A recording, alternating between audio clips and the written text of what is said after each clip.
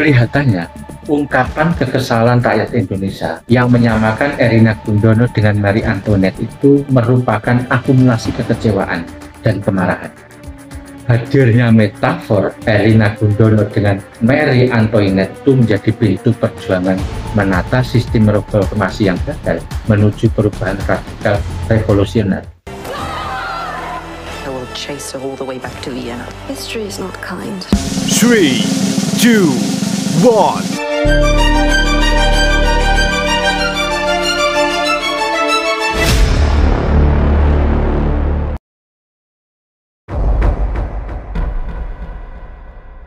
Memang saat ini rakyat Indonesia itu marah dengan sosok Erina Gudono, istri Kaisang Pangarep, menantu Presiden Joko Widodo.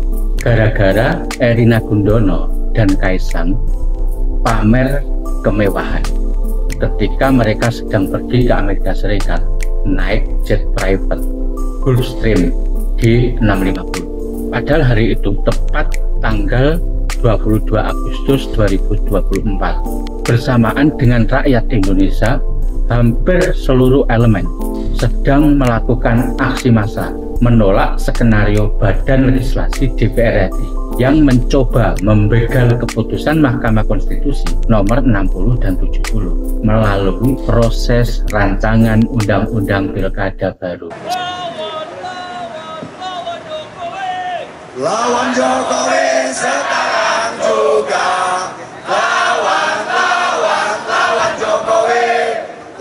Jokowi sekarang juga. Sebenarnya rakyat itu sudah tahu apa yang terjadi di DPR. Semua itu hanya akal-akalan Presiden Jokowi untuk meloloskan Kaisang menjadi calon gubernur atau calon wakil gubernur. Rupanya rakyat marah. Akibatnya pamer kemewahan yang dilakukan Erina Gudono bersama Kaisang di atas private jet yang tentu sewanya sangat mahal dianggap melecehkan kehidupan demokrasi dan merendahkan martabat rakyat Indonesia. Kemudian publik menyamakan gaya hidup glamor Erina Gudono itu dengan sosok Marie Antoinette, permaisuri Raja Kerajaan Prancis, istri Louis XVI. Bagaimana sebenarnya pola kehidupan Marie Antoinette sehingga bisa menjadi simbol hedonisme sosialita global? Bahkan kemudian Erina Gudono disamakan dengan sosok ini. Marie Antoinette itu memang sosok kaum bangsawan, berasal dari Austria, kemudian menikah dengan Louis Auguste Dauphin. Louis Auguste Dauphin pada tanggal 10 Mei 1774 naik tahta menjadi Raja Prancis bergelar Louis XVI. Memang sosok Marie Antoinette menyukai kehidupan mewah, glamor, pesta, keliling dunia, yang semuanya menggunakan uang negara. Makanya pada saat itu Marie Antoinette ini mendapat julukan Madame Deficit karena menghabiskan uang negara. Apalagi saat itu sangat kontradiktif dengan situasi ekonomi kerajaan dan rakyat Prancis. Kelihatannya pemburukan kondisi ekonomi dan politik Prancis saat itu tidak saja karena faktor gaya hedon sang permaisuri Ratu Marie Antoinette, tapi juga karena Raja Louis XVI yang tidak mampu atau gagal mengelola negara dengan baik. Belum lagi watak kekuasaan Louis XVI yang terkenal lalim, bengis, arogan, dan sewenang-wenang.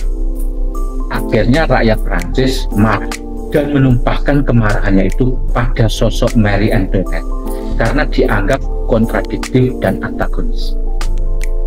Bahkan hingga kini, sosok yang bernama Marie Antoinette itu masih menjadi simbol pop culture yang menggambarkan personifikasi keluarga pejabat atau penguasa ketika menyukai kehidupan hedon.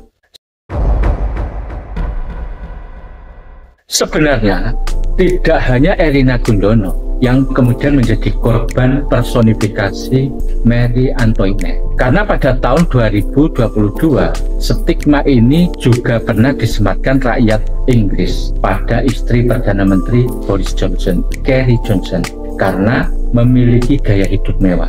Tapi memang baru kali ini ada personifikasi Marie Antoinette itu diberikan pada sosok keluarga istana. Karena dalam sejarah Indonesia belum pernah ada. Bahkan kalau kita telisik di dalam sejarah Asia ataupun Asia Tenggara belum ada perempuan atau sosok perempuan, istri maupun keluarga istana mendapatkan atribut seperti Marie Antoinette.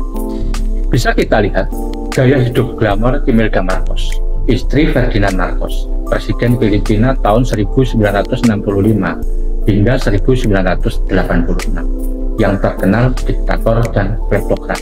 Ataupun istri Najib Razak, Perdana Menteri Malaysia 2009 hingga 2018, Rosmah Mansur, yang juga suka keliling dunia menggunakan private jet, serta memiliki gaya hidup mewah.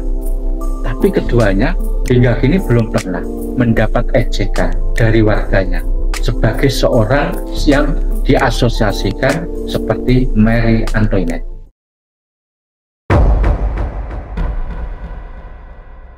Kelihatannya ungkapan kekesalan rakyat Indonesia yang menyamakan Erina Gudono dengan Marie Antoinette itu merupakan akumulasi kekecewaan dan kemarahan.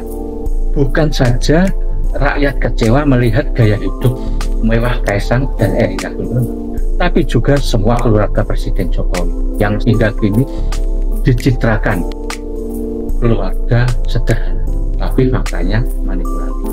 Belum lagi reaksi ini juga bentuk kemarahan publik terhadap Presiden Jokowi yang selama ini dianggap telah melakukan abuse of power, mengelola kekuasaan dengan semena-mena, bahkan melebihi perilaku raja. Itulah yang kemudian digambarkan oleh Bahlil Lahadialia sebagai Raja Jawa yang menakutkan, menghabisi lawan politik dengan segala cara, merubah aturan sesukanya, melakukan politisasi hukum hanya untuk kepentingan berlangsungnya kekuasaan keluarga dan dinastinya. Kita memang patut curiga, apakah penyematan publik pada Erina Gudono dengan sosok Marie Antoinette itu hanya sekedarnya saja, atau kalau kita pinjam istilah Socrates, bagian dari kesadaran jiwa. Karena kalau bagian dari kesadaran jiwa berarti bisa berujung pada kesadaran revolutif. Karena bagaimanapun sosok Marie Antoinette menjadi simbol perlawanan rakyat yang kemudian melahirkan revolusi Prancis pada tahun 1789.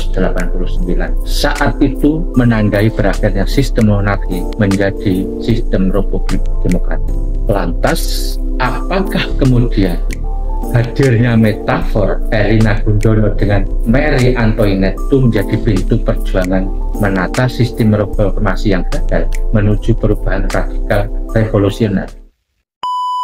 Siapa saja sih yang ikut bermain di balik perjalanan private jet Kaisang dan Erina Gudono ke Amerika itu? Kita tidak hanya mengolah dari aspek hedonisme semata, tapi juga kita mencoba mengolah dari relasi-relasi yang paling dalam secara pragmatis. Apa hubungan semua itu? Makanya kita bikin episode ulasan ini tidak hanya satu bagian, tapi ada beberapa bagian.